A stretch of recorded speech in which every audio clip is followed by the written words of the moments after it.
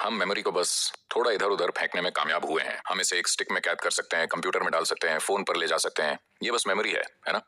हम जो भी खेल खेल रहे हैं वो बस याददाश्त है। आपको लगता है कि ये एक गाना है, ये एक फिल्म है, ये एक वीडियो है, कि और कुछ है। तो ये एक ऐसी पीढ़ी या एक ऐसा युग है जब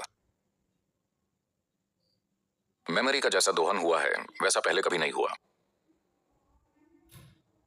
अब लोग इस तरह की चीजें हो रही हैं कि लोग बड़े उच्च क्षमता वाले कंप्यूटर बना रहे हैं किसी इंसान के सभी पहलुओं को डाउनलोड करने के लिए, ताकि जब वो मरें तो ये कंप्यूटर जीवित रहे और इसमें वही भावनाएं रहें, वही आनुवांशिक स्मृति रहे, इसमें सब कुछ रहे। लोग इससे जुड़ पाएं और वो कंप्यूटर हर किसी को जानता है, जो उनके दोस्त और रिश्तेदार हैं उनसे उसी तरह बात करता है जैसे वो व्यक्ति बात कर रहा था।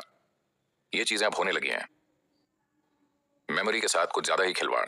यहाँ इस संस्कृति में हम हमेशा याददाश्त को मिटा देना चाहते हैं, क्योंकि हम जानते हैं कि बीते हुए कल की अपनी शक्ति है। अगर आप खुद को इससे मुक्त नहीं करते तो बीता हुआ कल आने वाले कल को नियंत्रित करेगा। बीता कल आने वाले कल को नियंत्रित करे मतलब कि आने वाला कल आया ही नहीं, इसका यही मतलब है। तो जब अतीत खुद को दोहराता है तो इसका मतलब है कि जिसे मर जाना चाहिए वो जीवित है। किसी ने बहुत जोर देकर कहा है, मृतकों को मृतकों के लिए छोड़ दो।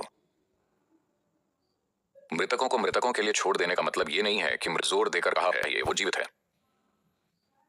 किसी ने बहुत जोर देकर कहा है, मृतकों को मृतकों के लिए छोड़ दो। मृतकों को मृतकों के लिए छोड़ देने का मतलब ये नहीं है कि मृतकों को अनदेखा कर दिया जाए।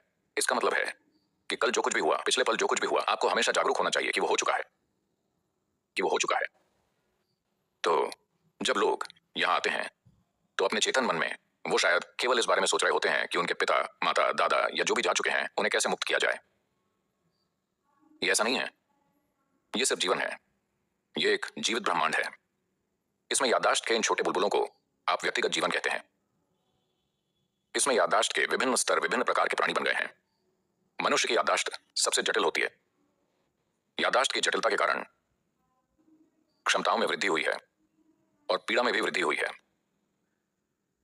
क्योंकि लोग अपने भीतर पीड़ा के गहन आयामों से गुजरे हैं, इसलिए उन्होंने यह देखना शुरू किया कि इससे बाहर कैसे निकलें।